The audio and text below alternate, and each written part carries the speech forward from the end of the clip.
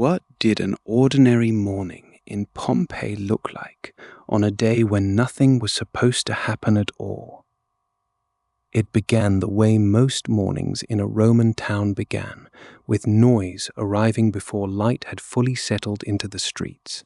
Shutters creaked back from shop fronts, a cartwheel complained against basalt paving stones, a dog barked twice, then gave up.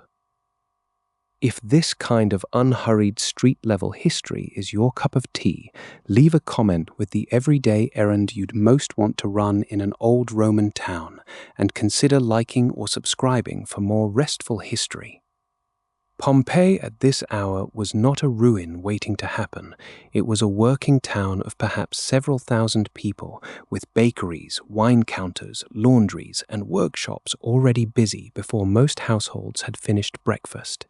The excavated city shows crowded streets lined with shop fronts, bath buildings, and small shrines tucked into corners, all part of a functioning urban fabric rather than a museum in waiting. A baker somewhere near the town center would have been pulling loaves from a domed oven since before dawn, the bread stacked to cool while flour dust hung faintly in the air. Sellers of hot food, the kind Romans bought rather than cooked at home, set out pots of stew or chickpeas along counters built directly into the street-facing walls of their shops. This grab-and-go pattern was ordinary in Pompeii, where many residents lacked the space or the inclination for elaborate home cooking. Inside a modest house attached to one of these shops, the morning kept its own quieter rhythm. A family and the enslaved workers laboring alongside them moved through close, practical rooms, sweeping floors, hauling water, sorting goods meant for the counter outside. Archaeological study of Pompeian houses shows that even modest homes often paired a formal reception space near the entrance with working areas further in, where cooking and eating actually happened day to day.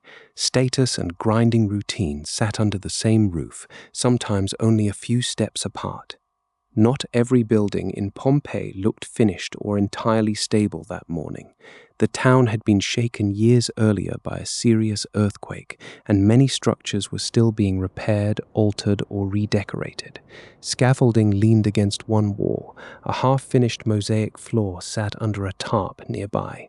None of this read as a warning. It was simply what a busy, aging Roman town looked like while it kept on living. Out in the streets proper, the real texture of the morning showed itself. Vendors called out prices. A cluster of enslaved servants trailed a well-dressed client toward the forum, arms full of scrolls or folded cloth. Someone haggled loudly over the price of oil, while a passerby paused just long enough to repeat a piece of gossip before moving on. This is the Pompeii that careful reconstruction of shop fronts, counters, and street finds allows us to picture, a place of errands and bargaining, animals and dust and unremarkable noise, where strangers and neighbors constantly brushed past one another. Above all this ordinary motion, Vesuvius sat on the horizon the way it always had. To the people of Pompeii, it was simply a green-sloped mountain, useful for vineyards and grazing, not linked in living memory to fire or danger. Its presence in the morning light was so familiar it barely counted as a detail worth mentioning, let alone fearing. Further along, toward the edge of the forum, the town's more public business was underway. Officials and men seeking their patronage traded brief words near colonnaded walkways. Travelers newly arrived from the coast asked directions or hunted for lodging. Laborers carried tools toward buildings still under repair from the earlier earthquake, adjusting scaffolding, checking measurements, going about tasks that assumed the day ahead would resemble every other day before it. None of this activity was gentle in the sense of being slow. Pompeii's mornings were loud, crowded, and physically close, filled with overlapping sounds of hammers, hawkers, cart axles, and raised voices settling minor disputes over debts or deliveries. What made it feel safe was not quiet, but familiarity. Every sound had a known source. Every smell, whether bread, smoke, or animal dung, belonged to a world the town understood well enough to move through half asleep. Note: It is worth pausing on how we know any of this in such concrete terms. No single surviving letter walks us through this particular morning hour by hour. What we have instead is the layered evidence of the city itself: door thresholds worn smooth by foot traffic, counters stained by decades of hot food service, kitchens positioned exactly where daily use would place them. From this, historians and archaeologists reconstruct rhythms repeated so often they left physical traces, even without a single eyewitness account of this specific day. Not. That distinction matters because it shapes what we can honestly claim. We can describe the kind of morning Pompeii generally had, grounded in patterns visible across many houses, shops, and streets. We cannot say with certainty which household was baking, which official was walking toward the forum, or which conversation was underway as the sun climbed higher. The morning we are picturing is a composite, built from real evidence, not a transcript of one particular hour. Not. Still, the composite is not a guess pulled from nowhere. It rests on excavated counters shaped for exactly this kind of food service, on kitchen spaces placed exactly where daily cooking required them, and on street layouts built for exactly this kind of foot traffic and trade. The specific words spoken that morning are lost. The shape of the morning itself is not.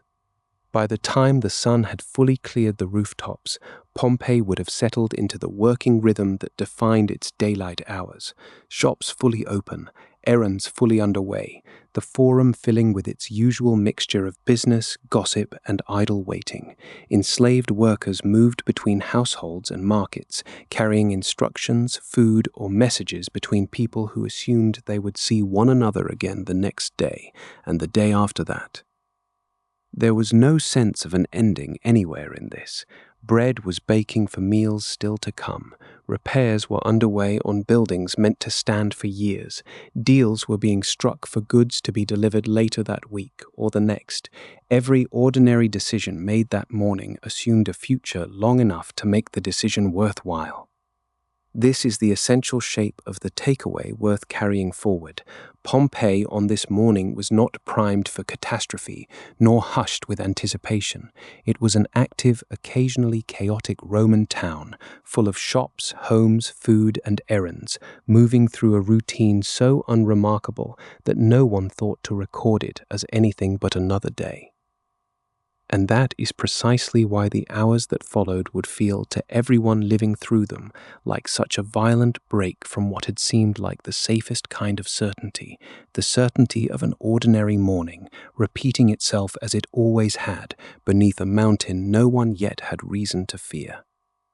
Because somewhere past midday, that certainty would begin to crack, not with darkness falling suddenly from a clear sky, but with the first strange signs appearing while the town was still fully awake, still busy, still convinced that whatever was happening could surely be explained.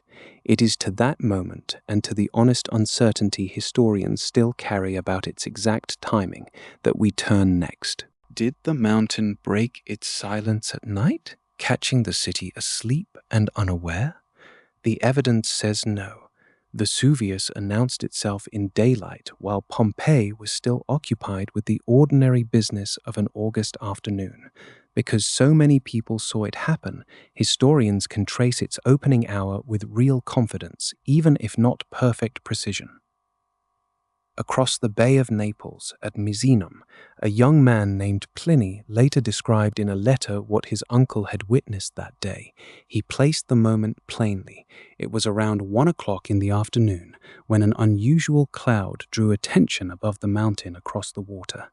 That detail, written years after the event but drawn from close family memory, remains the closest thing scholars have to a timestamp for the eruption's beginning.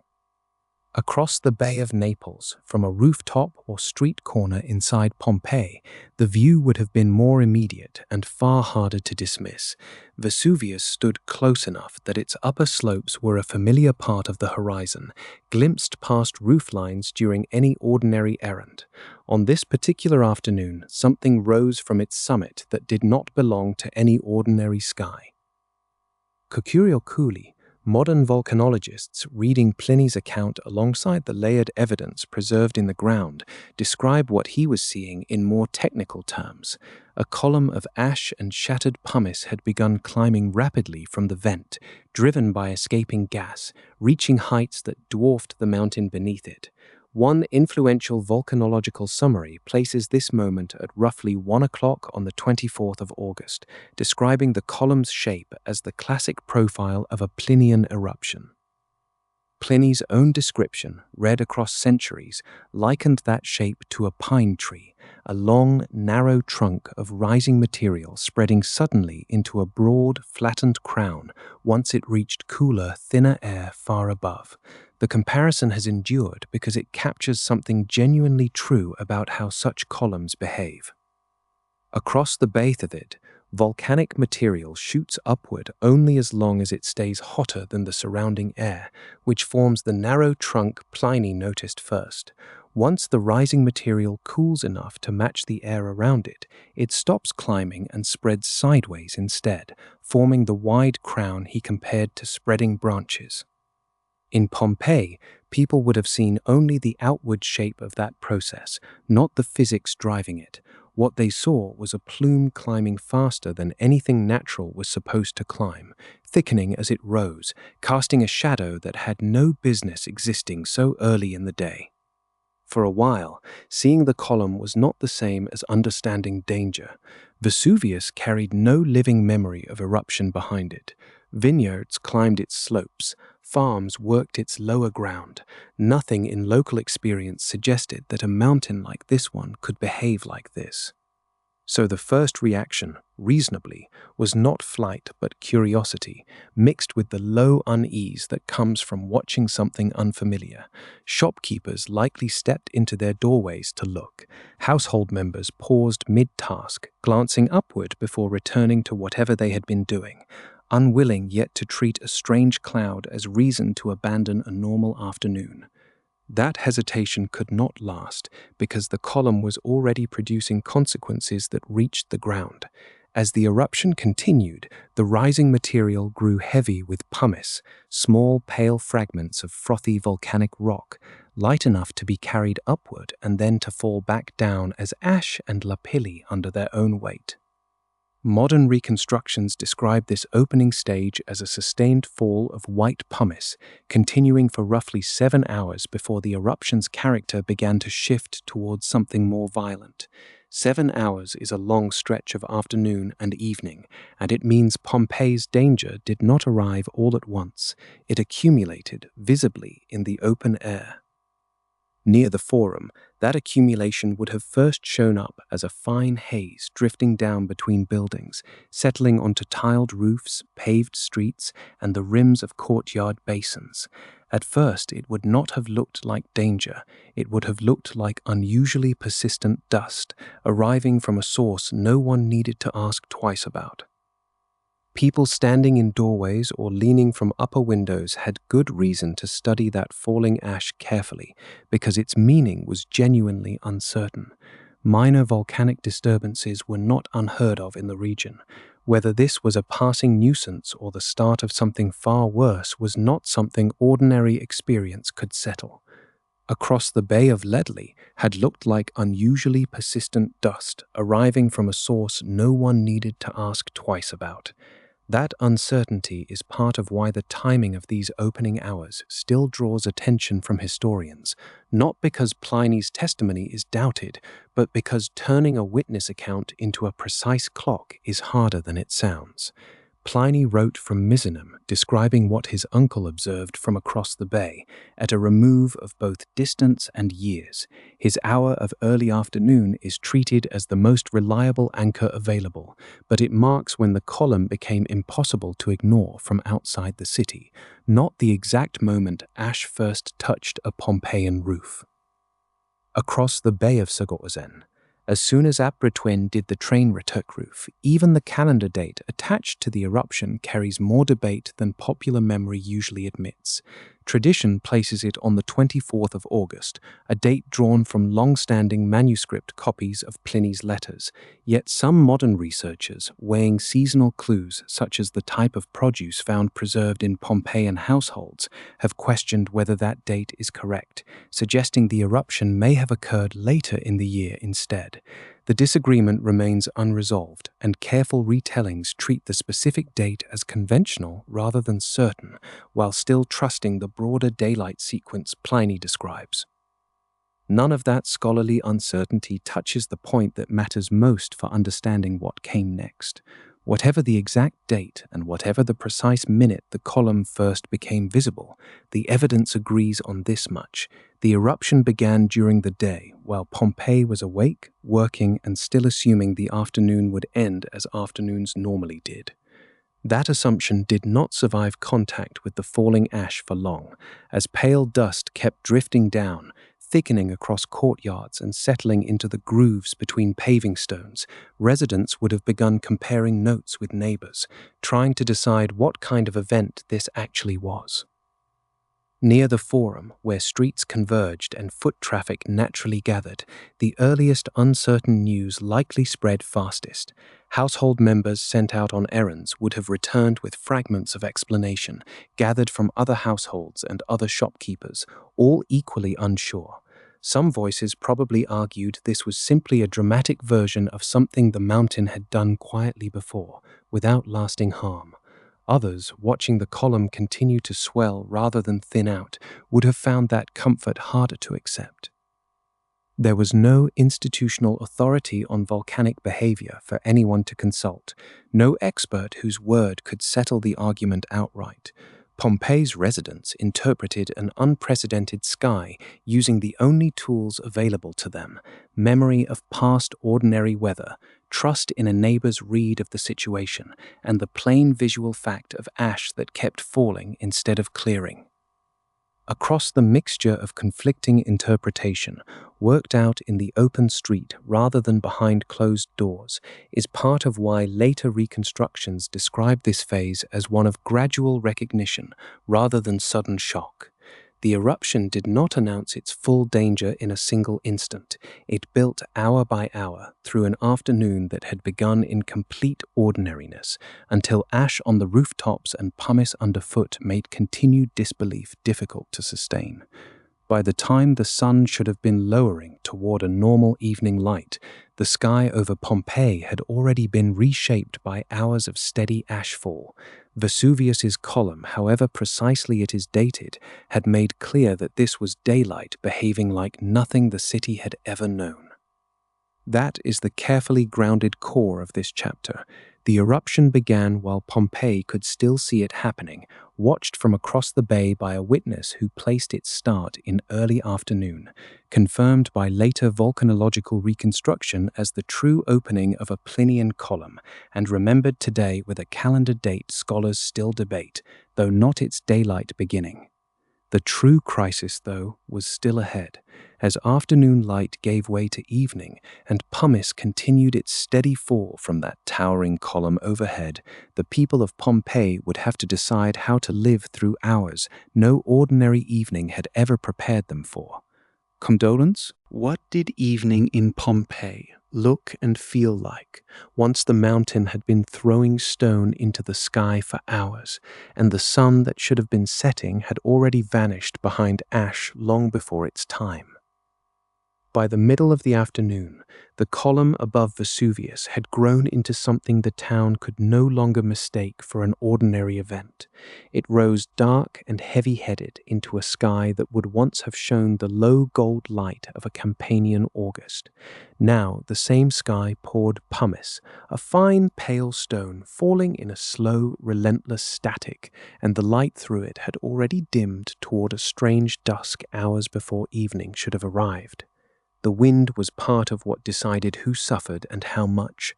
A steady flow from the northwest carried the eruption cloud toward the southeast, spreading its heaviest fall directly over Pompeii, while towns on the mountain's other side, including Herculaneum, received comparatively little of it. This was not an even disaster. It settled hardest on the streets and rooftops of one town, and Pompeii was that town. What made the evening dangerous was not only the volume of stone falling, but its speed. Reconstructions of the eruption suggest pumice was accumulating in Pompeii at a rate of roughly 12 to 15 centimeters an hour, a pace fast enough to reshape a street's surface within a single watch of the night. A person could step out at 1 hour and return to find their own doorway harder to reach than it had been minutes before. What made the accumulation did what accumulation always does to a roof built for rain and not for stone. Tiled roofs across Pompeii, built to shed water quickly off gentle slopes, were never designed to hold the sustained weight of pumice piling hour after hour. Wooden beams that had carried decades of ordinary weather now bent under a load that kept adding itself to the load already there. In houses across the town, this was the hour when someone looked up and did the sum. A household member would step into a courtyard, feel the light patter of stone landing on shoulders and hair, and glance at the roofline above the impluvium, gauging whether the beams still looked steady or had begun, almost imperceptibly, to sag. This was not panic yet. It was arithmetic, done by people who understood their own houses and had never had a reason before this day to distrust them. Some decided the roof would hold a while longer and stayed beneath it, trusting a structure they had lived under for years. Others began quietly moving lamps, food, and anyone frail or very young toward the sturdiest room they had, the one with the thickest walls and the shortest span of unsupported tile above it. Neither choice was foolish. Both were guesses made with a mountain still working outside, and no way yet to know which room or which house would still be standing by morning.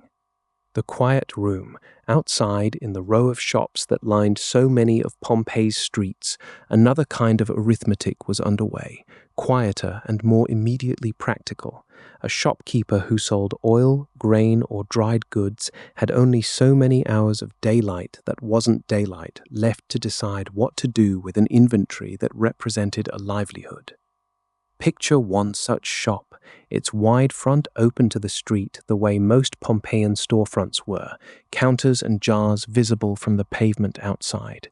As the pumice thickened in the doorway, the owner and an assistant began pulling heavy cloth over amphorae and baskets, tucking edges down against the draft, trying to keep the falling stone and grit out of goods that could still be salvaged or sold once this passed, however long this turned out to last. It is impossible to know precisely who did this, in which shop, on which street.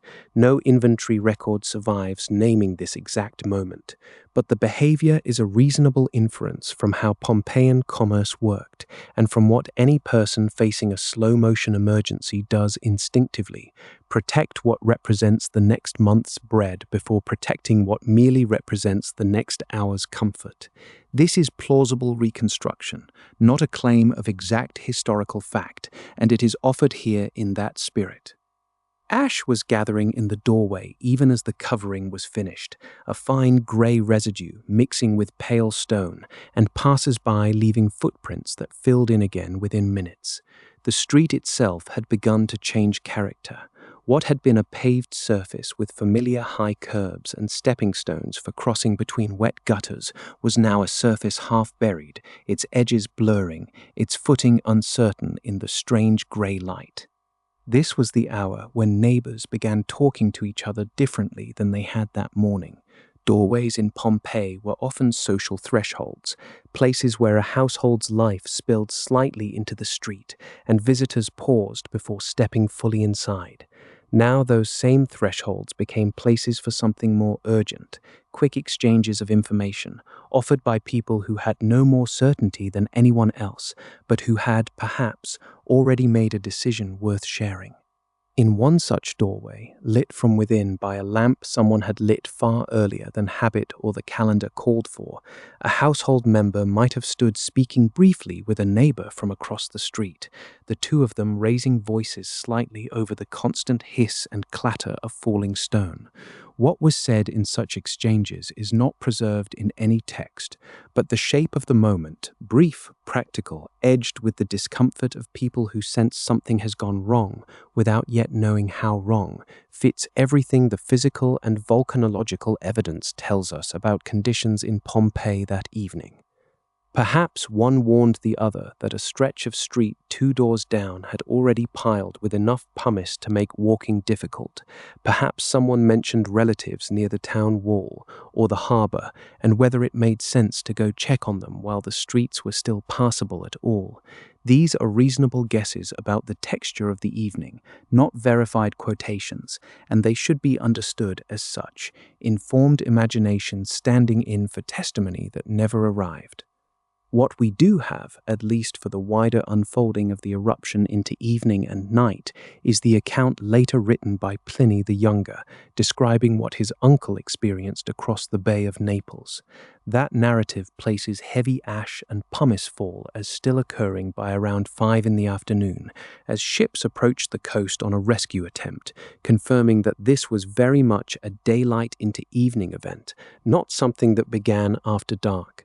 The letter does not describe Pompeii's own streets in detail. Its value here lies in anchoring the timeline. By late afternoon, the fall was already substantial and ongoing, exactly the condition Pompeii itself was experiencing at the same hour, simply concentrated more heavily by the wind carrying material in its direction. By the time whatever passed for true evening arrived, in a place where the sky had already been performing a false dusk for hours, Pompeii had settled into something between routine and emergency.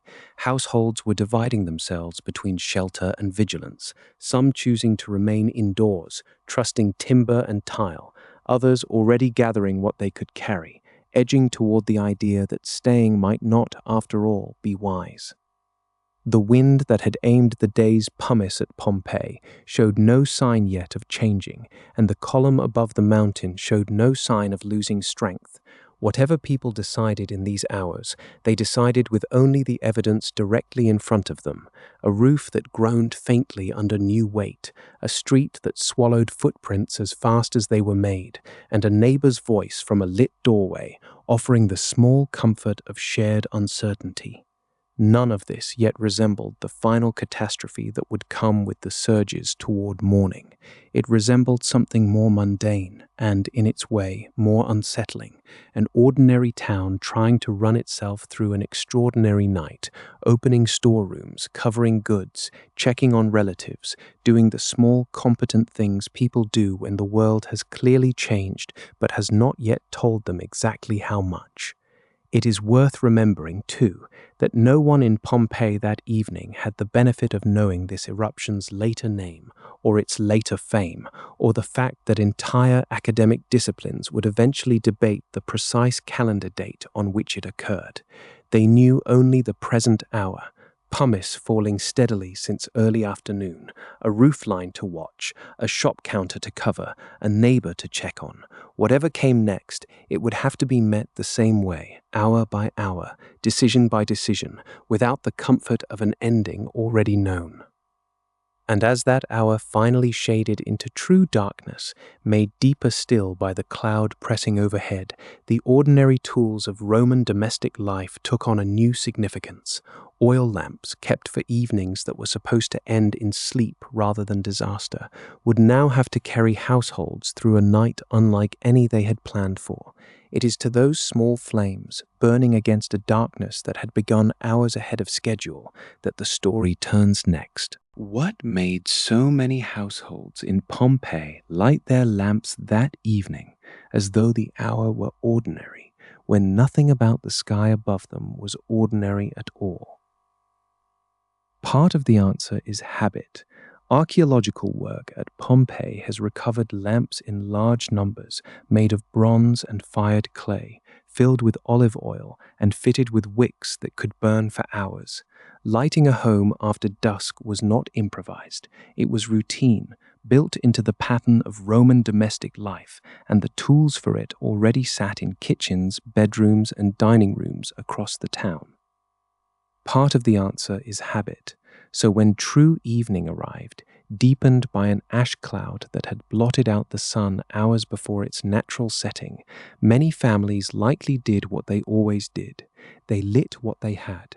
In one dining room, we can reasonably picture a household gathered close around a low table, small flames throwing soft light across painted plaster, while beyond the window, pumice struck the roof tiles without pause. This is a reconstruction, not a record of any specific family, but it reflects a pattern the archaeological evidence makes plausible across the town. The food on that table may have been whatever had already been prepared earlier in the day: bread, olives, perhaps a portion kept warm since afternoon, eaten now with less appetite and more listening. Conversation would have run quieter than usual, pausing whenever the rain of stone outside seemed to shift in weight or sound. Nobody at that table yet had a settled word for what was happening above them. They had only the evidence of their own roof and a growing suspicion that this was not a storm that would pass by midnight. Not every household sat still. In workshops scattered through the town, work continued because stopping did not feel like an obvious improvement. In a dim bakery or a small workroom lit by a single hanging lamp, servants and artisans may have kept at tasks begun earlier, kneading dough, mending baskets, wrapping goods for a delivery almost certainly never to happen. Leaving meant stepping into a street already ankle-deep in pale stone, under a sky offering no clear destination. Staying meant continuing familiar motions, if only because those motions still made sense. Light from these open doorways fell onto pavement that had turned steadily whiter, a strip of ordinary color surrounded by gray. Part of the archaeological work. Choosing routine over the unknown fits a pattern historians recognize in slow-onset disasters generally. When danger arrives gradually rather than all at once, people often continue normal tasks longer than hindsight suggests they should, because each moment still closely resembles the one before it. Pompeii's evening fits this shape, an emergency unfolding since midday, but one that had not yet forced itself into anyone's plans as a crisis demanding total abandonment of routine. Part of the answer is habit. We should be careful, though, not to mistake this for calm. Pumice was accumulating on rooftops at a pace that put real strain on beams and tie rods, and the sound of it striking tile would have required raised voices indoors just to be heard. Reconstructions of the eruption's earlier hours describe roof collapse as a genuine, growing danger inside the city during this stretch of evening, not a remote risk saved for later in the night. A household eating by lamp glow was doing so inside a structure that might fail above their heads at almost any hour.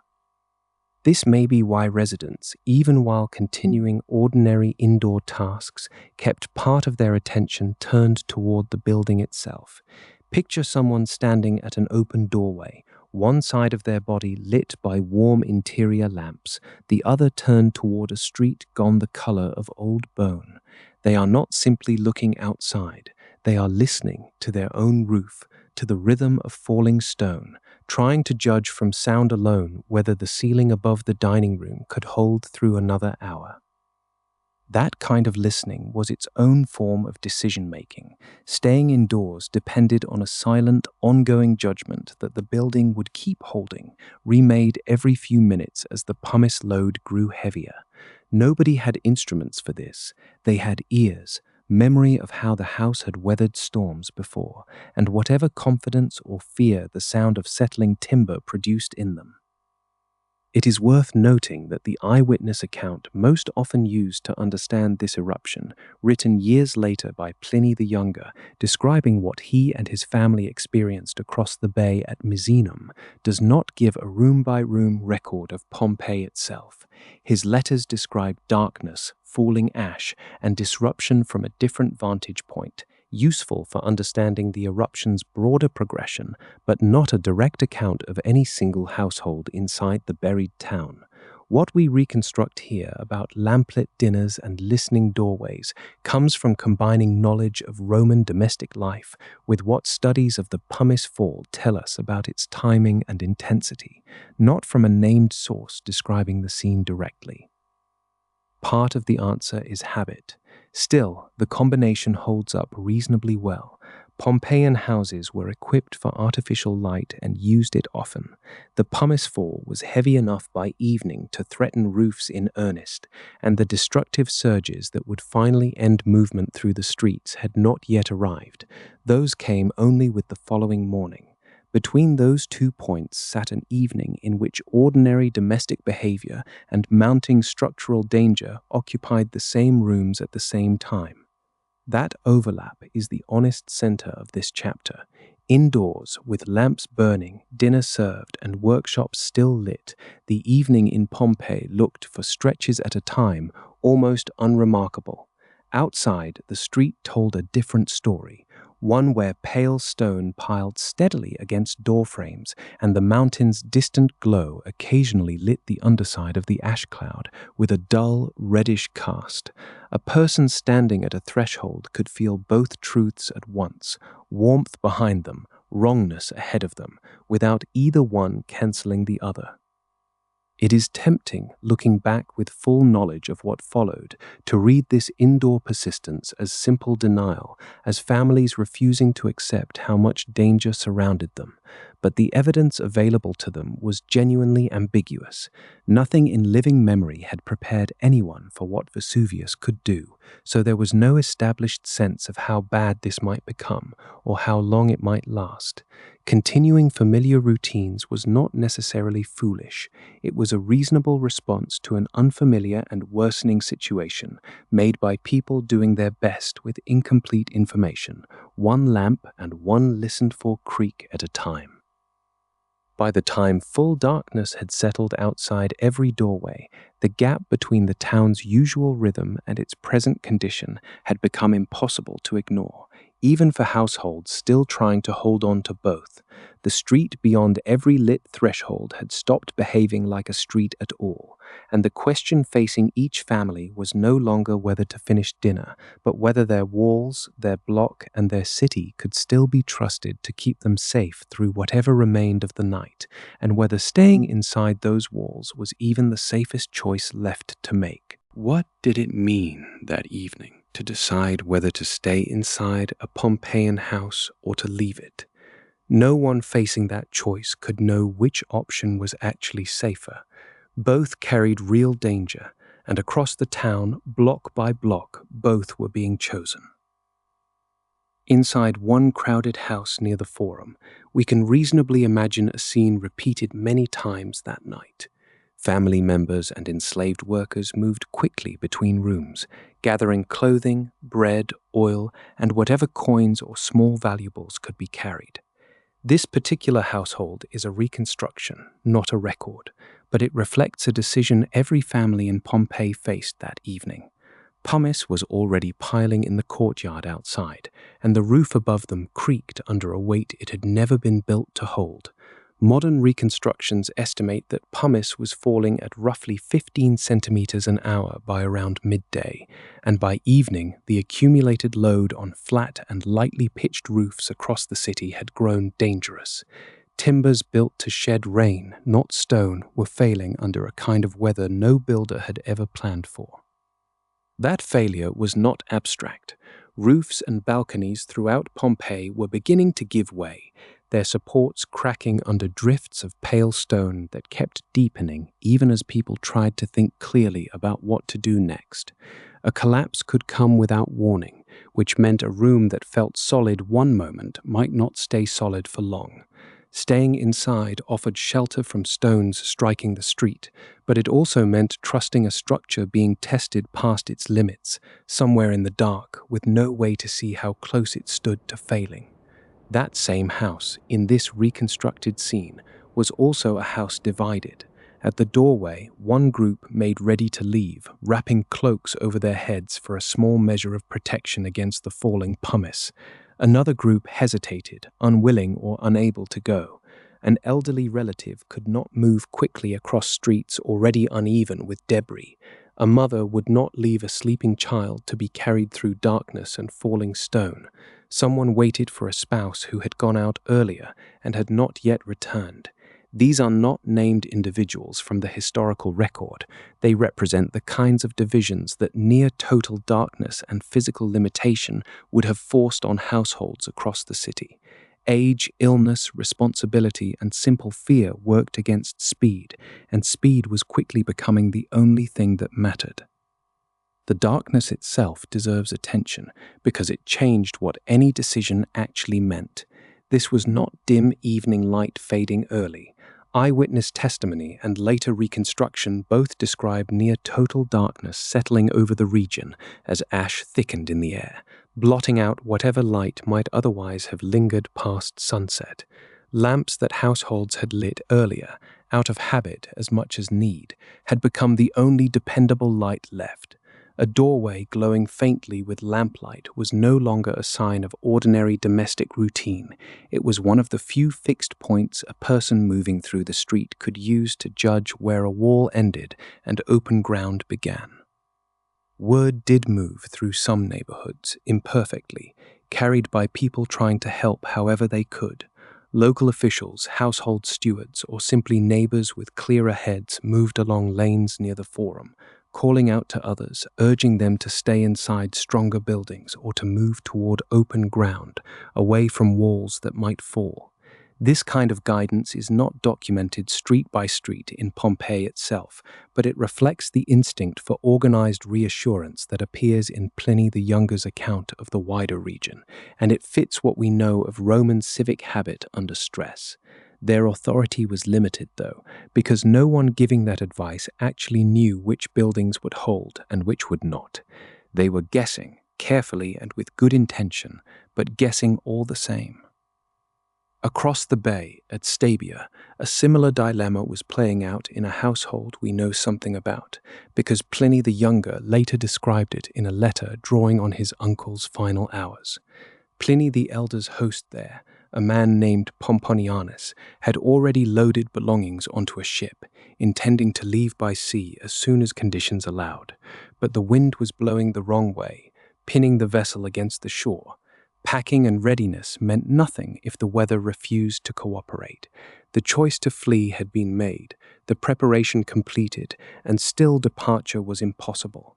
That single detail says something important about every escape being weighed that night around the bay. Readiness was never the same as ability. In that same household, as tremors shook the building and pumice kept falling outside, there was reportedly a debate over whether to remain indoors or go out into the open, weighing the safety of shelter against the risk of falling debris and worsening structural danger.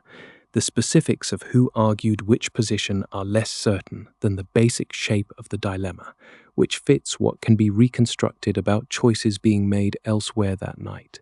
It stands as the clearest surviving record of an argument likely repeated quietly, without resolution, inside houses across the region. Walls might protect a person, or walls might come down on them, and there was no reliable way to know in advance which was more likely in any given room.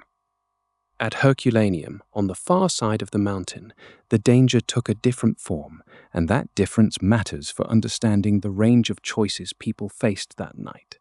Relatively little pumice fell there, sparing rooftops the crushing weight bearing down on Pompeii, but strong tremors continued to shake the ground, and the same disorienting darkness spread through its streets. Some residents sought out sturdier structures, including the arched superstructure of the suburban baths, apparently trusting heavy Roman vaulting to hold against shaking that lighter buildings could not withstand. Others tried instead to reach the shore. Neither pumice nor its absence made the night predictable. Each town faced its own version of the same uncertainty, shaped by whatever was actually falling or shaking around it. It is worth remembering that we cannot fix the exact date of this night with full confidence. The traditional date in late August has long served as the conventional answer, but scholars examining seasonal and physical evidence continue to debate it, and no single date should be treated as settled fact. What is far better supported is the sequence itself. Hours of pumice fall, spreading structural failure and deepening darkness that made every decision, whether to stay, to pack, or to run, feel less like a solution and more like a wager against odds no one in Pompeii, Herculaneum, or Stabiae could actually calculate that night. By the time these households had made their choices, staying or leaving no longer felt like a matter of safety at all. It felt like a matter of which risk a person was willing to accept and how much time remained to act on it. Those who resolved to move now faced an obstacle that had nothing to do with deciding and everything to do with doing, getting clear of a groaning roof, stepping out into air thick with falling stone, and finding some way to cross a street that pumice had already begun to bury. How does a household move at all when the roof over its own head has become a hazard and the street outside offers no clear footing either? The first answer was physical, not philosophical. Someone had to climb up and clear the roof, or the roof would decide the matter on its own. Roman roofs in Pompeii were not built for this kind of load.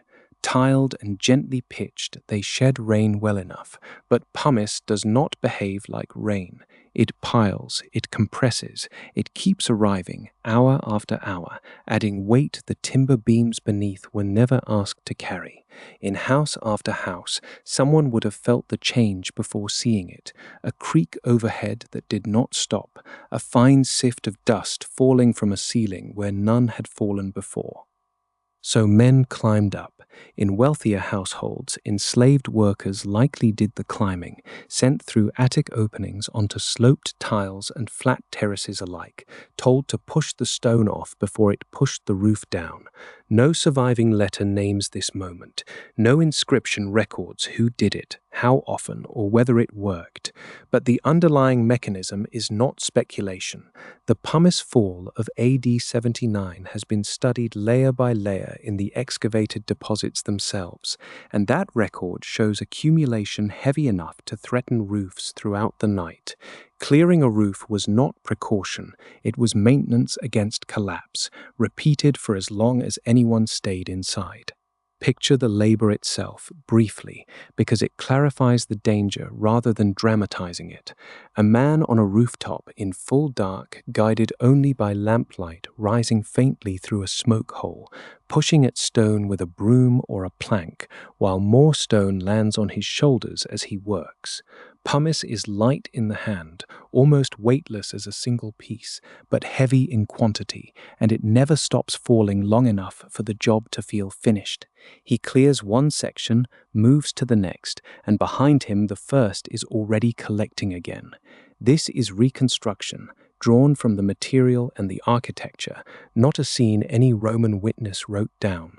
But it explains something the letters alone cannot, why some households stayed as long as they did, and why leaving, when it finally happened, was rarely one clean decision. Eventually, for many households, the roof stopped being the most urgent problem. The street did. To leave a house that night meant stepping from a floor that was at least level, however precarious the ceiling above it, into a street that had stopped behaving like a street. Stone pavement, the kind Pompeii is known for, with its raised crossing stones and wheel-worn ruts, was disappearing beneath drifts of pale pumice that kept deepening as the hours passed. In places it may have reached past the ankle, then the knee, shifting underfoot the way loose gravel shifts on a slope, except this gravel kept raining down while a person tried to cross it. Anyone moving through that street carried something, because almost no one moved for the sake of moving alone. A child held against a hip, a bundle of cloth knotted around whatever a family judged too valuable to leave behind. An older relative walked slowly between two younger arms, feet searching for solid stone beneath stone that no longer sat where it used to sit. Every step had to be tested before weight went onto it, since footing that looked solid in lamplight could give way into loose debris beneath. The light itself was part of the problem. No daylight remained to rely on, and no moon could cut through air thick with ash. What illumination existed came from doorway lamps, from torches held at arm's length, and from the pale reflection the fallen pumice itself gave back to the eye. Fresh pumice is light in color, and it seems to have held on to what little light there was, helping people trace the outline of a street even under a blank sky. But it was thin, uncertain visibility, enough to suggest a path useless for revealing what lay 6 inches beneath the next footstep. Sound changed as well, and that mattered nearly as much as sight. The steady percussion of falling stone against tile and pavement had become the street's constant noise, loud enough to cover a shout, close enough that people walking together needed to stay near enough to touch. A voice raised over that clatter carried only a few feet before the falling stone swallowed it. Families crossing that debris field kept track of one another by grip, not by call. A hand held, a cloak clutched, contact substituting for sound. Given all this, where would a person even choose to go once committed to leaving a house at all? Not far in many cases, and not into the open street for its own sake. Some households appear to have judged that the safer option was not flight across the city, but relocation to a sturdier structure nearby, a public hall or heavy masonry building thought less likely to fail than an ordinary house roof. Moving there meant trading the risk of a collapsing private ceiling for the risk of the street itself, accepted as the lesser danger over a short distance covered quickly. This calculation, too, is reconstruction rather than direct testimony. No Pompeian source explains why one family chose a public hall over their own atrium, or how far they judged it worth walking before the open street outweighed the risk of staying put. But the built environment makes the logic legible. Structures with heavier walls and stronger roof framing would plausibly have seemed less likely to fail under the load already threatening private houses, and groups sheltering together inside them is a reasonable inference from the material record, not an invented scene. One excavated building offers a suggestive detail worth treating carefully.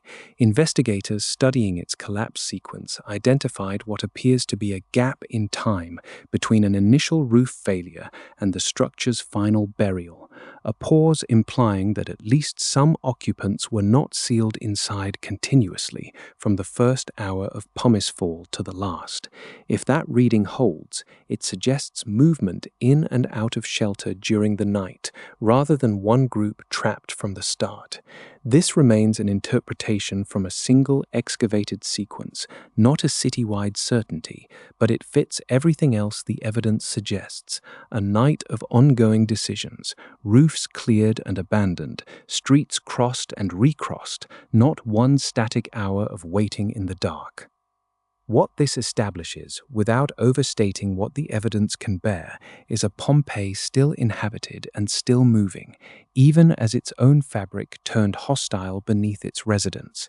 People kept working to hold their shelter together for as long as it seemed worth holding, and kept testing routes through streets that pumice had made unrecognizable, because standing still no longer guaranteed anything either. For those who judged that no building in the city could be trusted through what remained of the night, the next test was not a rooftop or a street corner, but distance itself, measured out in the long walk toward the gates and beyond them, toward whatever safety the harbor and the open coastline might still offer. Where does a person go once their own street has stopped feeling like a place they can survive? For many in Pompeii, as the pumice fall wore on through the later hours of that afternoon and evening, the answer bent outward, toward the gates, toward the coast, toward anywhere that was not this particular roof, this particular block, this particular narrowing lane already choked with stone. The eruption's first major phase, the one that filled the sky with a towering column of ash and pumice, lasted somewhere near 18 to 20 hours. It was not by itself the deadliest stretch of what was coming. Modern reconstruction of the eruption places much of the population's flight within this window, while the falling debris, though hazardous, had not yet reached the lethal force it would carry before morning. That distinction matters. It means the movement toward Pompeii's gates was not a last desperate dash through fire.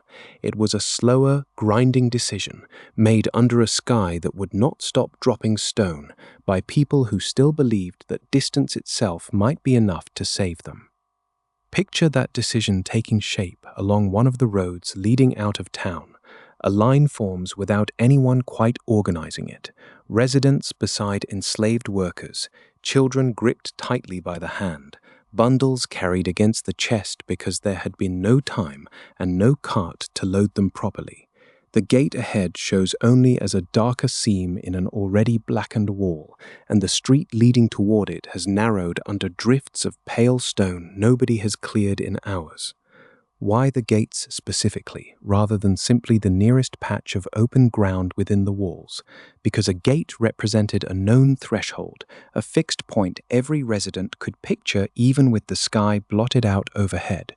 It also meant leaving behind roofs that had already begun failing under the sheer weight of accumulated pumice, a weight the geological record shows reaching extraordinary depth. Around Pompeii and the towns south of the volcano, that layer would eventually build to as much as 2.5 meters or more, far beyond what an ordinary tiled roof was built to carry. Anyone who had spent the evening listening to timbers groan overhead had reason enough to trade a failing shelter for the uncertain footing of an open road. That footing was never simple. Pumice underfoot behaves nothing like packed earth or paving stone. It shifts and gives with every step, swallowing footfalls and tiring legs far faster than a level street would. Add stones still falling onto shoulders and heads, and add a darkness thick enough that a lamp held at arm's length might be the only way to judge where solid ground actually was. Movement toward the gate was not a retreat at a run. It was closer to wading, one uncertain step at a time, through a landscape that no longer matched anyone's memory of it. Once through the gate, where would a person turn next? For a significant number, the pull was toward the coast. This was not an arbitrary choice. Pompeii sat close to the shore, and the sea had always represented a route away from trouble. A surface pumice could not bury the way it was burying the streets behind them. Heading downhill toward the water meant leaving the tight grid of the town for open ground, where falling debris still threatened, but where nothing could trap a person the way a narrow lane between two straining buildings could. Picture that second stretch of movement, travelers and townspeople together, some who had begun the day as visitors rather than residents, working their way down toward the shoreline.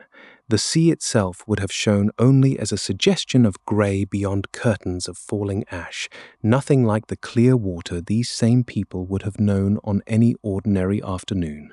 What drew them forward was not a clear view of safety, but the hope that safety lay somewhere past the smoke. Some evidence recovered from Pompeii speaks directly to this kind of flight. Among the excavated victims is a man believed to have died while moving toward the coast, found with a lamp that had apparently been carried to help him see through darkened, ash-thick air.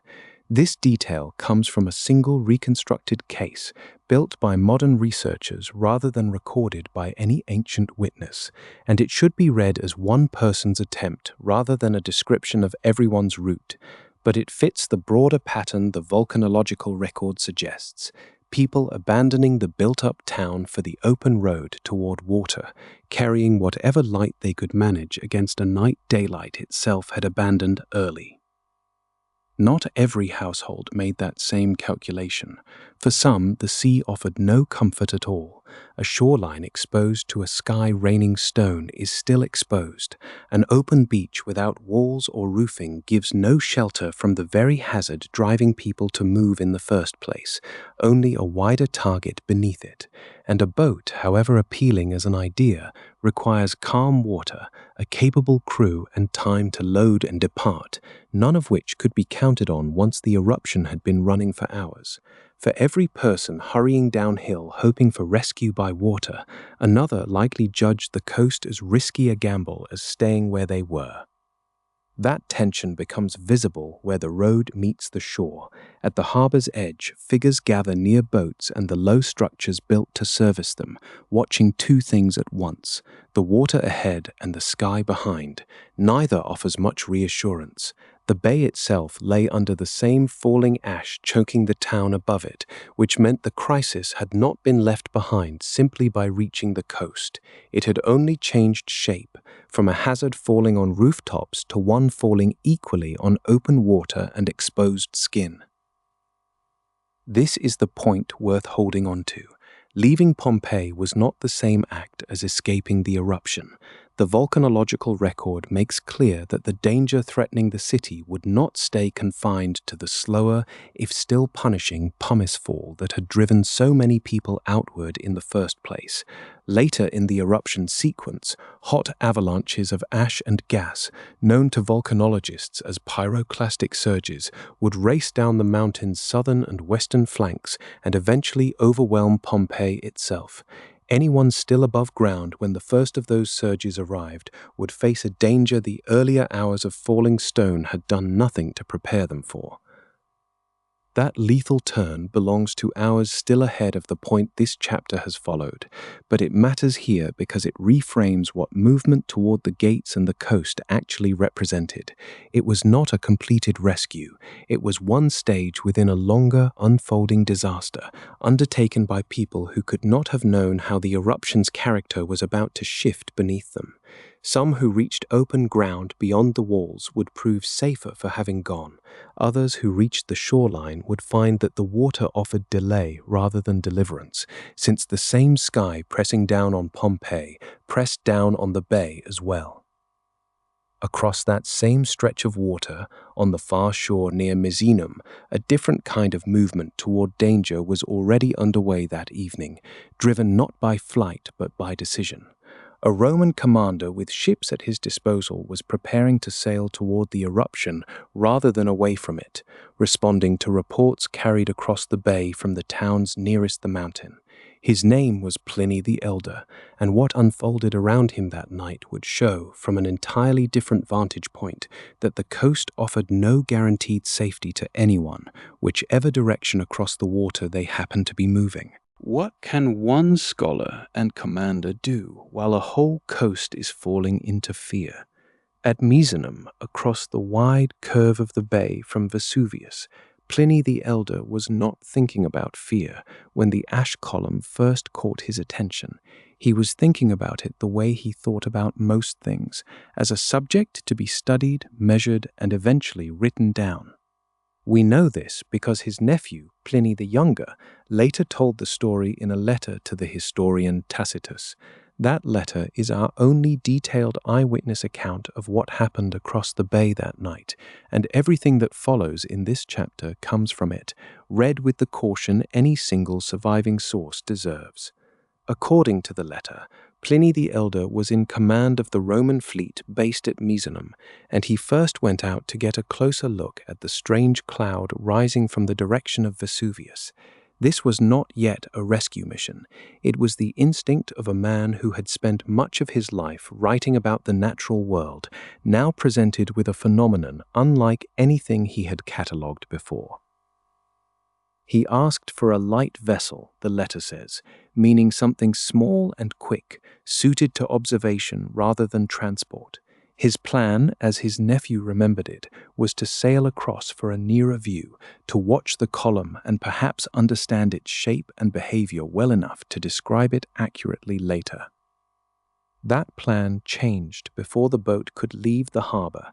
A message arrived from a woman named Rectina, whose villa stood low on the coast near the foot of the mountain, in the direct path of whatever was falling from the sky. She was terrified, the letter tells us, and had no way to escape by land, since the roads nearest her home were already unusable. Her appeal turned Pliny the Elder from a curious observer into a commander with an urgent decision to make. Rectina was not alone. Along that stretch of coast lived many people in villas and small settlements, all now cut off from easy escape by roads that Pumice and panic had made impassable.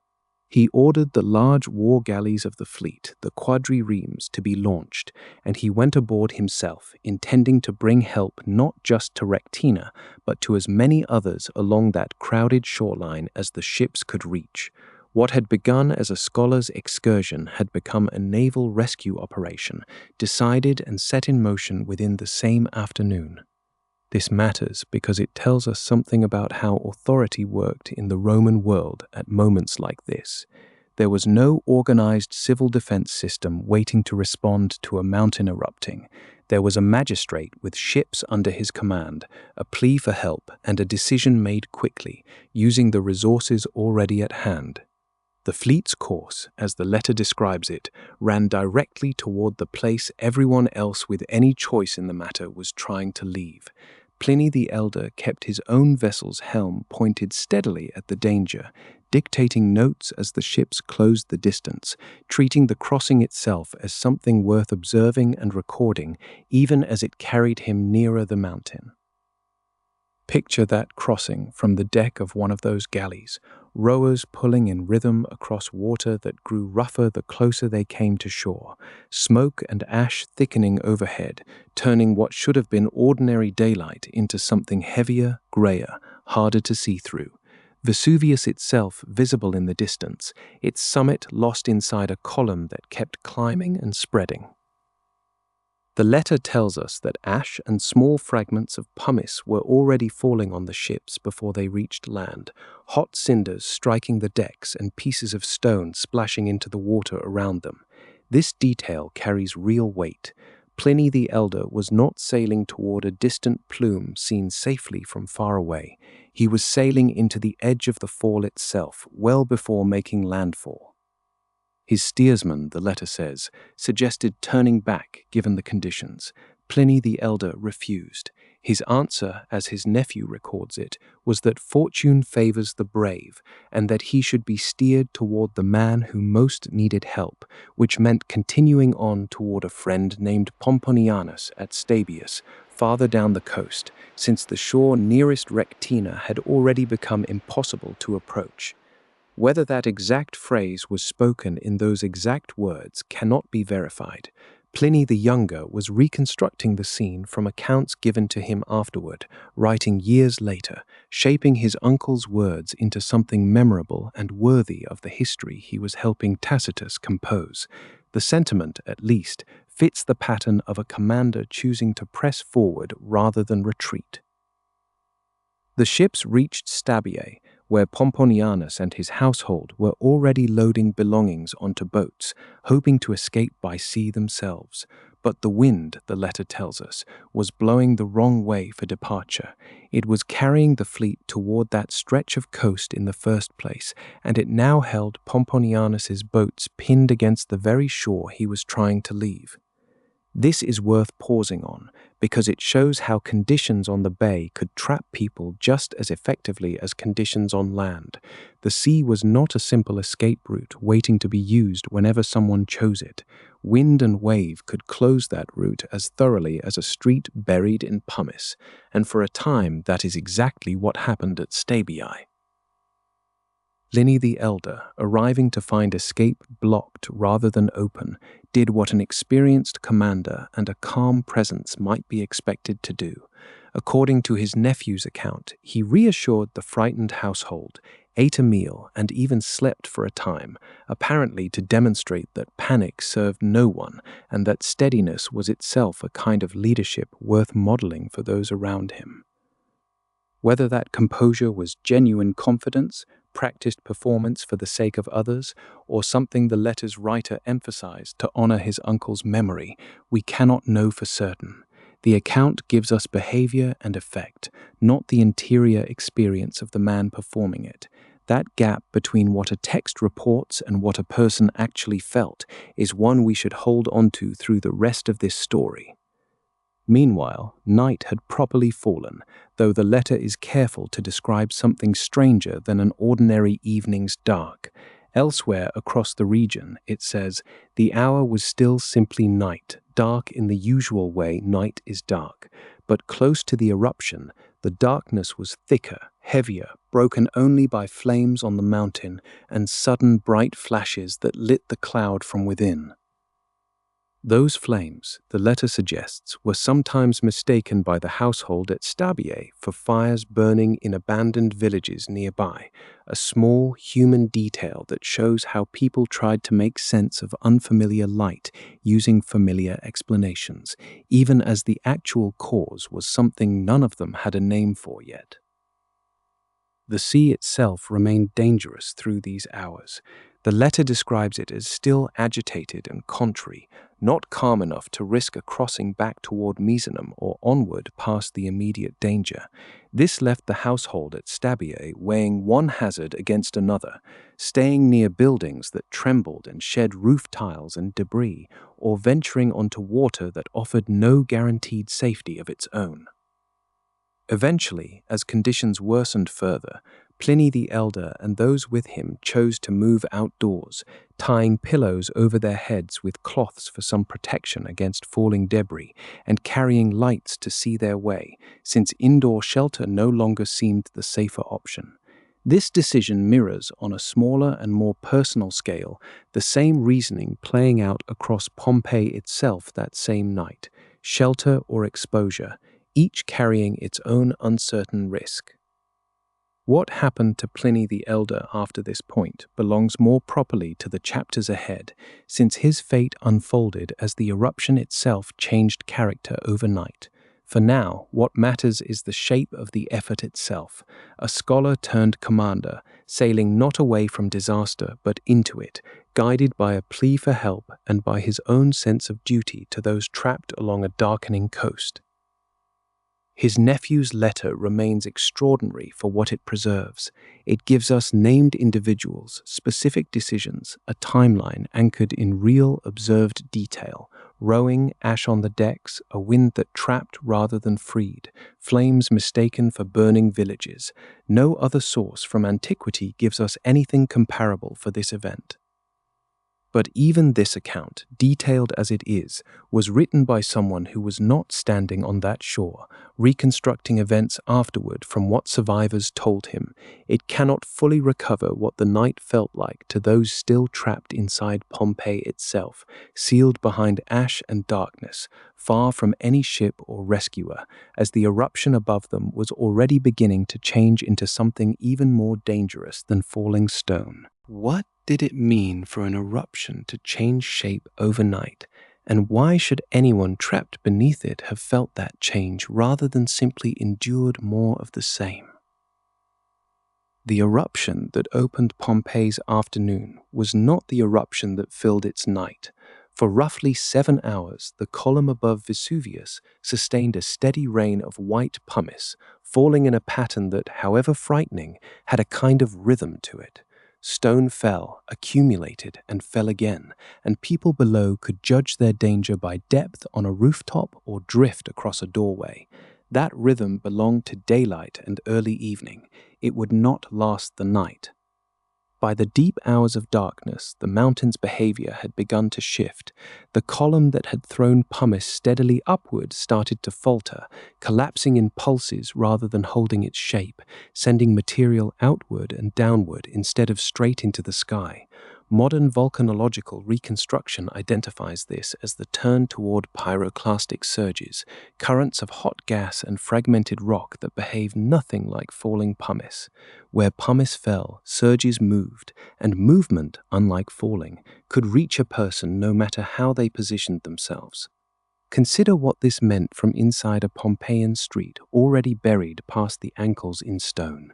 The sky above had not merely darkened with evening, it had thickened into something lower and heavier, pressing down until familiar roof lines seemed to lose their edges against a churning grey ceiling.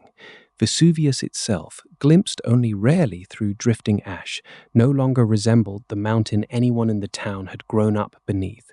It had become a shape without a fixed outline, flickering at moments with light that seemed to come from deep inside the eruption, rather than from any lamp or fire a person could name. That flickering brightness is one of the few details preserved in a first-hand account, though not one written from Pompeii itself. Writing decades later, Pliny the Younger described watching flames on the mountain from Misenum, across the bay, and noted that the darkness of night made those flames appear brighter than they would by day, set against a blackness deeper than any ordinary night he had known. He was not standing where Pompeii stood, but his testimony helps confirm that the eruption's character kept intensifying after sunset, visible even from a safer shore, and it gives modern reconstruction a fixed point for understanding how the night deepened on every side of the mountain, including the side where Pompeii lay buried in its own accumulating stone. Inside the city, the practical experience of that deepening was not mainly visual. It was auditory and rhythmic in a way that made silence itself unsettling. Layered deposits excavated by archaeologists, matched to a sequence of distinct pyroclastic events, show that the eruption was repeatedly interrupted through the night by surges and flows, each a discrete pulse rather than part of one continuous roar. Between those pulses came lulls, and in a Pompeian doorway, in the shelter of a colonnade or the recess of a shop counter, a lull was not obviously good news. Picture a small group gathered just inside an open threshold, close enough to the street to judge the fall outside, but far enough back to avoid the worst of it. The pumice has stopped, or nearly stopped, and for a moment there is nothing to hear but their own breathing and the faint settling of stone somewhere down the block. No one moves to celebrate the quiet. They have already learned, over these hours, that quiet in this eruption does not mean danger has passed. It means the mountain is between phases, and the next sound to break the silence might not be the familiar clatter of falling pumice at all. This unease was not paranoia. It reflected something real happening deep in the volcanic system, even if no one in Pompeii could have understood it in those terms. Reconstructions of the eruption sequence describe the surges as growing progressively greater in extent as the night wore on, meaning that whatever reached the town's outskirts during an early lull was smaller and less dangerous than what would follow hours later. The people listening in that doorway had no way to measure this progression. What they could sense, hour after hour, was that each new episode felt closer and more total than the one before, even when no single episode had yet reached all the way into their own street. Meanwhile, the physical city kept changing under the weight of what had already fallen. Streets passable, if difficult, at dusk were now choked with pumice deep enough to swallow a person's stride. Courtyards that families had used as gathering points while weighing whether to leave had themselves become obstacles, drifted with stone blown or settled from the column above. Movement through the town, never easy since the fall began, was becoming something closer to wading, each step demanding effort that the earlier evening had not required. Widen the view across the town at this hour, and the picture is no longer one of crowds moving together toward gates or harbor, as the fading daylight had still allowed. It is a picture of small clusters, 2 or 3 people at a time, feeling their way past buried thresholds and half-buried carts, each group judging for itself which direction still offered passage. The city had stopped behaving as a single place with shared streets and shared exits. It had fragmented into separate, uncertain crossings, negotiated block by block, doorway by doorway, with no way to know what the next street over was experiencing. This fragmentation helps explain why the eruption felt so different by the deep hours of night than it had at midday. A column raining pumice, however alarming, was at least a condition a person could plan around. Watch the depth, clear the roof, decide when to move. A sequence of intermittent surges, growing in reach as the night advanced, offered no such planning. It replaced a steady, legible danger with an intermittent, escalating one, arriving during the very hours when darkness already made observation nearly impossible. None of this yet means catastrophe had reached Pompeii directly. The most severe surges, the ones that would finally overwhelm the town, were still to come, arriving only as morning approached. But the night's function, in the sequence historians and volcanologists now reconstruct together, was to change the eruption's shape before it changed its target. The column was breaking down, the surges were lengthening their reach, and somewhere in the dark, each pulse tested a little more of the ground between the mountain and the town than the pulse before it had crossed. For the people still inside Pompeii, sheltering behind ash-choked doorways or picking through buried streets, none of this mechanism was visible as such. What they had instead was accumulated experience, hours of pumice, a darkness that would not lift, flickers of unnatural light on the mountain, and a silence that no longer felt like relief. Together, these were warning enough, even without a name for what was building above them, that whatever the night had been until now, it was not finished changing. The worst of that change carried on surges that would reach the town directly rather than simply threaten it from a distance, was still ahead, timed to the hours just before dawn. What does it mean for danger to stop being something a person can outwalk?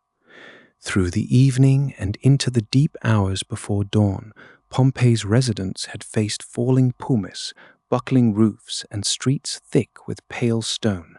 Those were dangers a body could still answer, with a shovel, a cushion held overhead, a slow, careful walk toward a gate. What arrived near morning was different in kind, and it would end that kind of answer altogether. In the reconstruction many researchers still rely on, the eruption had begun shortly after noon the day before, its column holding steady for roughly 7 hours while pumice fell across the town. Sometime after midnight, that pattern began to break.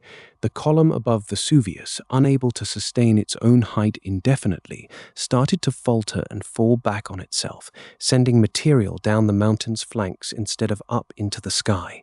This was no longer fallout drifting down from a great height.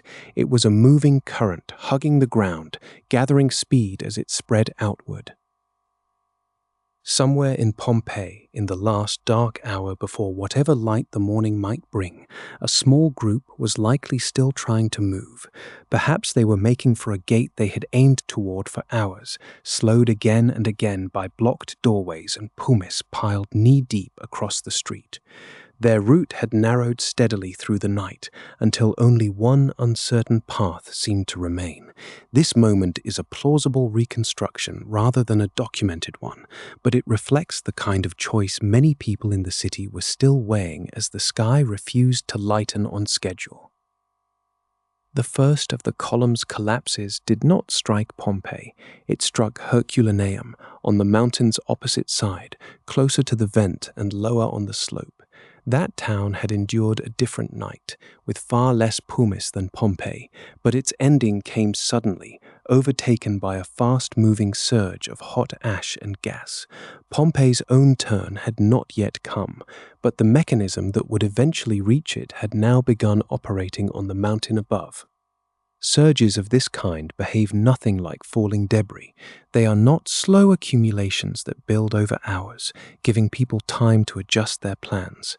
They are sudden fronts of scalding gas, fine ash, and shattered rock, moving outward from a collapsing column at speeds that leave almost no room for reaction. Where pumice fall had allowed clearing, waiting, and careful movement, a surge allowed none of these responses. According to the same widely cited reconstruction, a major surge reached Pompeii itself at around 7 in the morning. This is offered as an approximate time, built from layers of ash and pumice preserved in the ground, and from models of how such currents travel, not from any clock a Pompeian could have consulted. Still, the sequence it implies is clear enough. For hours, Pompeii had been spared this particular danger, even while the eruption above it was already changing shape. That distinction between what Pompeii had already endured and what was now arriving mattered enormously to anyone still inside the city walls. A household that had held out through the night, judging its own walls sturdier than the street outside, might reasonably have believed the worst had already passed by daybreak.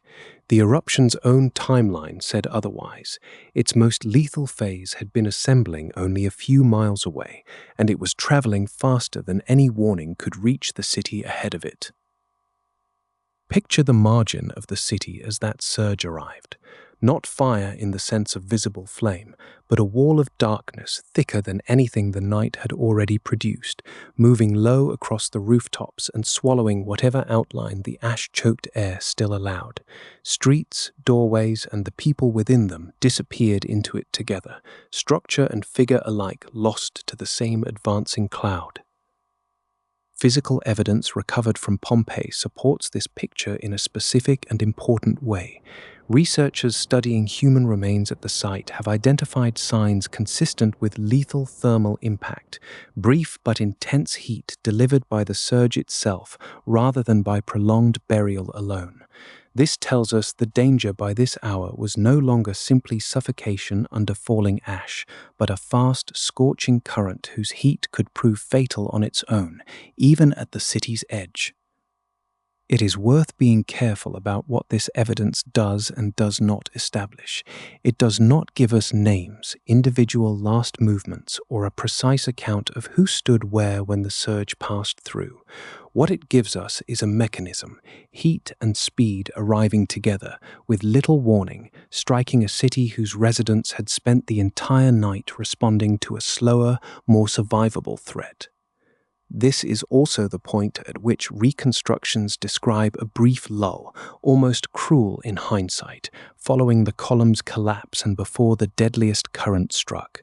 For anyone still moving through Pompeii's streets in those minutes, such a pause might have felt like an opening, a narrow chance in which the worst seemed to be already over rather than still on its way. The eruption's later stages did not bear out that impression. The eruption did not release a single surge and then subside. Reconstructions describe several such currents moving through the region across the morning of the 25th, each one triggered by a fresh collapse of the column above the mountain. Some of these later surges are understood to have traveled farther than the ones that came before them, extending their reach well past where earlier currents had come to rest. That growing reach explains why the danger did not stay confined to the slopes nearest Vesuvius.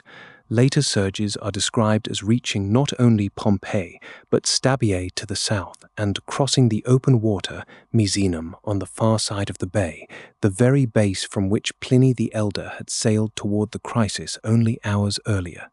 Distance from the mountain, which had once seemed like a form of safety, was proving far less reliable as the morning wore on. For the small group imagined earlier, still working toward a gate or open ground, this is the point at which any story of ongoing movement effectively ends. Whatever path they had been following, whatever archway or open field they were aiming for, the surge reaching the city in this final phase made no allowance for destinations already chosen. It closed the gap between decision and consequence almost entirely. After such a surge passed, the practical geography of the city changed with it. A street that had been passable, if difficult, an hour earlier, might now be buried beneath fresh ash, its doorways drifted shut, its familiar distances no longer measurable by the landmarks people had used to navigate it. Whatever routes had briefly seemed open closed with the current itself, and the choice to move, which had shaped so much of the night, was simply no longer available to make. The sunny side itself had a new notmaze, and it's the stark center of the morning's story. Not that people stopped choosing, but that choosing stopped mattering in the way it had for most of the night. Earlier, judgment, timing, and physical effort had genuinely shaped outcomes, however imperfectly, giving some people better odds than others. By the time the major surges reached Pompeii, timing was no longer something any person could still control. It had become something the mountain itself had already decided, hours before, in a collapse no one on the ground could see coming.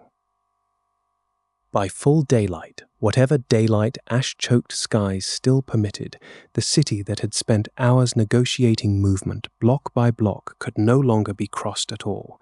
The final surges had accomplished what falling Pumice, for all its danger, had never quite managed on its own. They had ended the possibility of transit through Pompeii for anyone still remaining within its walls when the currents arrived. It is worth restating what remains uncertain in this account. The precise calendar date of the eruption is still debated among researchers, even though the traditional dating of late August continues to guide most reconstructions. The exact clock times assigned to each surge are estimates drawn from geology and modeling, not from any surviving record kept in Pompeii itself. And the experiences of most individuals caught in these final hours can only be inferred from where their remains were found, not read from any testimony they left behind. What is not in serious doubt is the shift itself.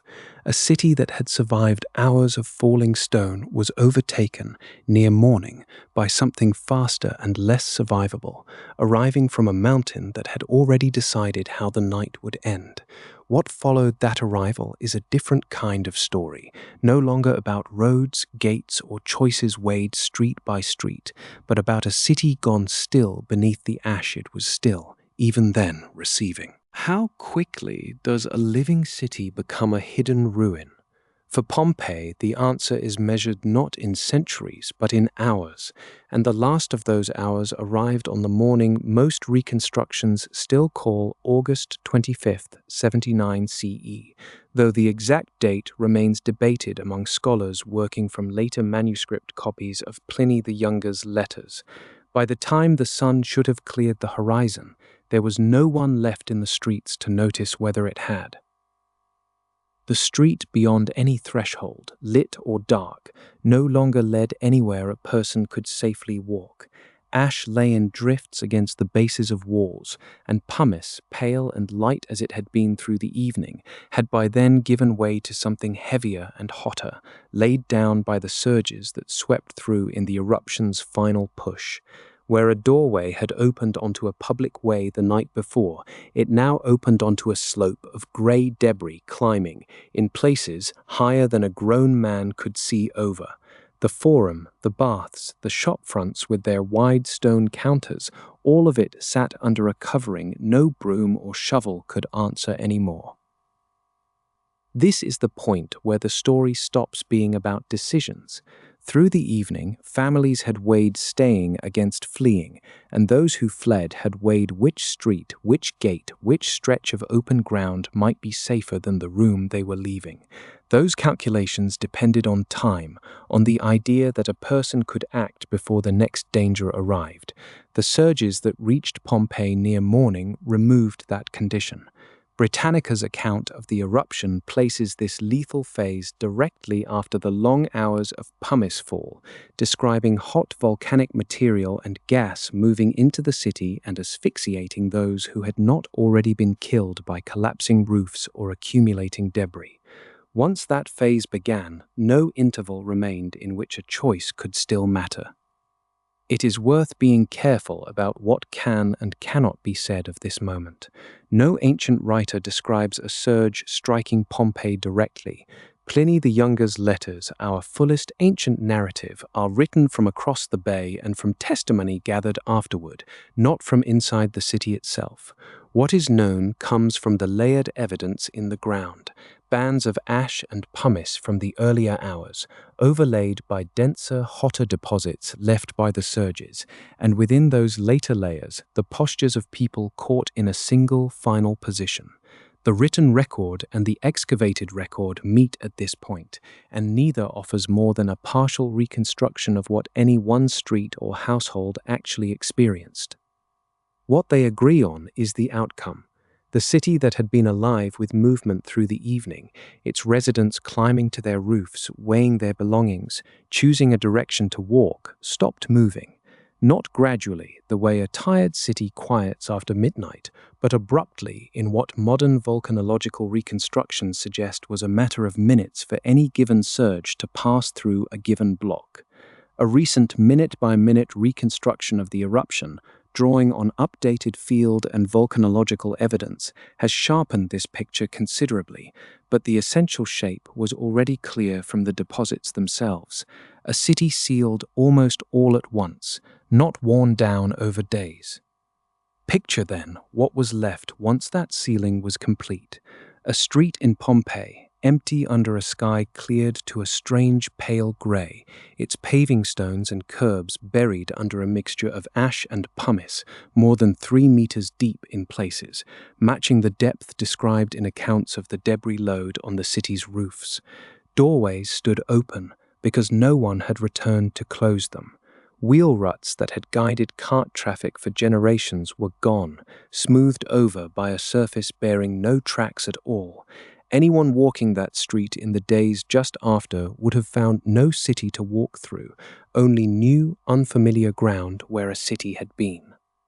Above that ground, the houses told the same story in a different register.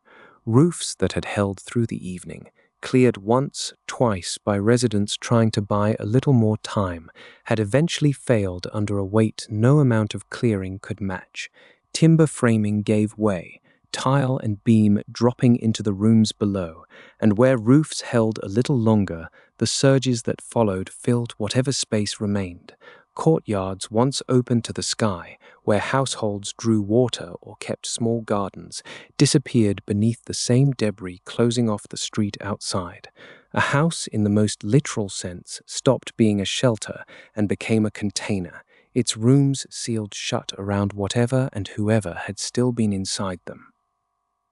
It is this sealing, more than any single dramatic event, that explains why Pompeii could later be found so intact. The city was not simply destroyed. Destruction implies scattering, ruin left open to weather and scavenging. Pompeii was covered, quickly and thoroughly, by material that hardened around what it buried, holding door frames, furniture, and the shapes of rooms close to the configuration they held that last morning. The same process that ended the city's life as a living place is the reason later generations would be able to walk its streets again, at least in outline, centuries afterward. Across the water, on the coast, the eruption was visible in outline rather than detail, and those watching from a distance understood, sooner than anyone still near the mountain could have, that something had fundamentally changed. Survivors who had escaped the danger zone in the hours before, along with those attempting rescue by sea, looked back across the bay and saw not the towns they recognized, but a landscape reshaped by ash, its usual markers, roofs, temple porticos, the line of the shore itself, obscured or altered beyond easy recognition. Pliny the Elder's ships, described in his nephew's letters as having sailed toward the danger rather than away from it, were themselves caught up in the eruption's later, more violent turn, a reminder that even those trying to help were working with no clear view of what was happening on ground they could not see. From that vantage point across the bay, the change was total but strangely quiet. The column of ash that had dominated the sky through the previous afternoon had given way to something lower, denser, and harder to read at a distance, the visible sign of surges moving along the ground rather than rising into the air.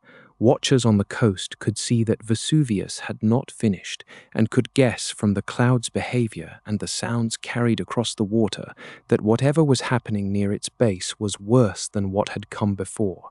But guessing was the limit of what distance allowed. By full morning, whatever had been Pompeii's rhythm, the opening of shop counters, the movement of carts through the forum, the ordinary business of a working port town, had no counterpart left to observe. The eruption's later phases, still active in some form through the rest of that day, continued adding to the depth already laid down, but the city beneath it had already reached the condition in which it would remain for centuries, buried, still, and unreachable. This was not a peaceful stillness. It was the particular quiet that follows the sudden removal of everything that had made a place recognizable as itself, a silence produced by loss rather than by rest. That silence is also, in a strange way, the beginning of a different kind of story. What had been lost as a living city became, almost immediately, a sealed record of one, preserved by the very material that ended it. The ash and pumice burying streets, courtyards, and households did so with enough completeness that much later excavation could recover walls, floors, plaster paintings, and the shapes of rooms close to how their last occupants had left them. Pompeii's final night closed with no one left to describe it from the inside. What remained instead was physical evidence waiting under the ash for a far later kind of attention, one that would only begin many generations afterward, when memory, rescue, and recovery finally turned back toward the buried city. What happens to a city once it stops being a city at all? Once its streets no longer lead anywhere and its doors no longer open onto daily errands? Pompeii's final night ended with the town sealed under ash, but the story of Pompeii did not end there. It continued in fragments, in the hands of people who came looking soon afterward, in a name that outlasted its meaning, and eventually in the slow, deliberate work of excavation that turned a buried town back into something the world could read. The first return to the site was not centuries away. Archaeological and geological evidence suggests that rescue and recovery efforts began not long after the eruption, rather than the city simply vanishing from human contact in a single sealed moment. Tunnels cut through hardened ash, openings driven down toward walls and doorways, and disturbed layers inside certain buildings all point to people coming back with tools, searching for valuables, for the missing, for anything the ash had not yet claimed. This was not organized archaeology in any modern sense. It was closer to salvage, carried out by people who still remembered exactly where their houses and buried neighbors had stood. Picture that work on its own terms.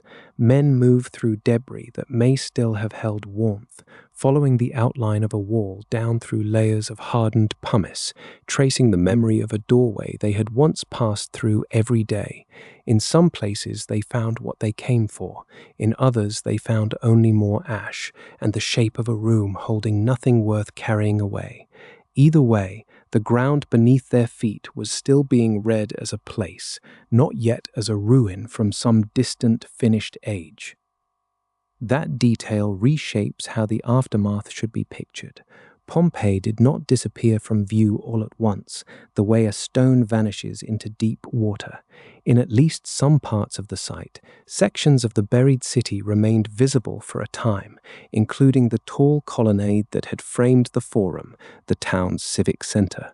The tops of columns and the upper courses of certain walls likely broke the surface of the ash for years, marking the presence of a town people knew was still there, even as its lower rooms filled with debris. This partial visibility does not mean recovery work continued indefinitely, or that the site stayed open and active. The evidence for those earliest efforts comes from disturbed layers and cut tunnels, not from any full contemporary account naming who dug, when, or how thoroughly. The extent and organization of that early salvage remain reconstructed rather than documented. What can be said with more confidence is that Pompeii's disappearance from daily life was not instant. It was a slow withdrawal, first from use, then from clear view, and only much later from memory itself. Even memory did not vanish completely.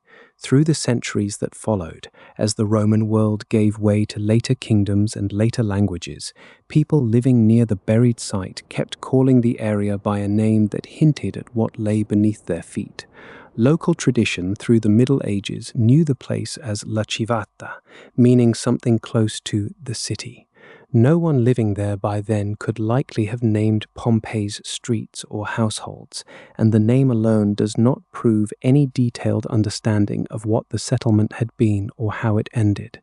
But it preserved something on its own, an inherited sense that this ground had once held an inhabited place, not merely a field beside a mountain. That thread, thin and imprecise as it was, quietly carried across more than 16 centuries. It carried no maps, no household names, no memory of lamps lit against a darkened sky. It carried only the suggestion that something had stood here, worth naming even after every reason for the name had been forgotten. Pompeii survived, in this stretch of its story, not as knowledge but as an unexplained echo sitting beneath ordinary rural life. Deliberate, sustained excavation began only in the 18th century. In 1748, after royal permission was granted, organized digging started at the site now known as Pompeii, part of a wider wave of interest in the volcanic towns buried around the Bay of Naples. This was no longer rescue, it was an early form of archaeology, driven by curiosity about the ancient world and by the promise of impressive finds, statues, wall paintings, and objects that could be removed and displayed. For a time, the site's identity remained uncertain, even to the people digging it. Nearby Herculaneum had already yielded discoveries and drawn attention, and early excavators at this second location worked from educated guesses and partial clues in the ground, without full confidence in which ancient town they had found. That uncertainty ended in 1763, when workers uncovered an inscription naming the city directly, confirming what many had suspected. The place being cleared from beneath centuries of ash and pumice was Pompeii, a town known from Roman texts and from Pliny the Younger's letter describing his uncle's final hours nearby, but never before matched with confidence to this excavated ground. The inscription turned informed speculation into settled fact. That single confirmation changed the character of the work that followed. Once the site could be named with certainty, it stopped being simply a source of portable treasures and began to be understood as a document in its own right, a place whose value lay as much in its arrangement as in any object pulled from it. After 1763, excavators increasingly chose to leave buildings standing in place rather than stripping them to rubble, and record-keeping improved, including early mapping of streets, walls, and building outlines as they emerged from the ash. This shift mattered for what Pompeii would eventually become. A site treated only as a source of statues and decorative fragments could easily have been picked apart, its walls torn down once anything valuable had been removed. A site treated as a record, however imperfectly at first, could instead be read as evidence. A street plan, a bakery's ovens, a house's floor plan, a wall painting still fixed to the room it had always occupied. That distinction is why later visitors could walk cleared streets and see something more than empty rubble. Picture the excavated blocks as they emerged over the following decades. Paved roads worn by generations of cartwheels, thresholds leading into shops and homes, the outlines of rooms where lamps had once been lit against a darkened afternoon sky, now standing open to daylight for the first time in 17 centuries. The physical shape of that final night was still there in the walls and doorways, separated from the people who had lived it only by the ash that had preserved rather than erased them. Excavation did not stop with those 18th century beginnings. Later generations of archaeologists brought increasingly careful methods to the site, refining what could be learned from plaster casts, layered ash deposits, and the placement of ordinary objects left exactly where their owners had set them down. Modern guides to the excavations now describe Pompeii less as a field of ruins and more as a body of evidence, a place where ordinary Roman routines, meals prepared, lamps carried, doors closed against the coming dark, can be read directly from the material record rather than only imagined from written sources. That transformation answers the question this chapter opened with. Pompeii survived as a story not because the city continued to function, and not because anyone who lived through its final night lived to describe it afterward. It survived because enough of it remained physically intact beneath the ash that later generations could reconstruct daily life in detail rarely available anywhere else in the ancient world. Memory carried the place's outline forward through a name whose original meaning had been lost. Recovery, beginning quietly with post-eruption salvage and continuing through 18th century excavation, carried its physical substance forward instead, block by uncovered block. The city did not return to life. No lamp was relit in those recovered doorways, and no family walked back into the homes sealed under Pumice on that final night. What returned was something else, a record precise enough that we can still picture warm light in a doorway, pale ash gathering on a tiled roof, and a mountain standing dark and quiet in the near distance, much as it stood on the night everything on that particular street stopped. Vesuvius still rises above the site today, visible from nearly every excavated street, a plain fact of the landscape rather than a distant threat. Seen from within the recovered city, it offers no drama, only a quiet, ordinary presence above rooftops that have sheltered no one in centuries. That stillness is itself part of what Pompeii became, no longer a city, but a lasting, legible memory of one, held safe by the very ash that once fell across its final night.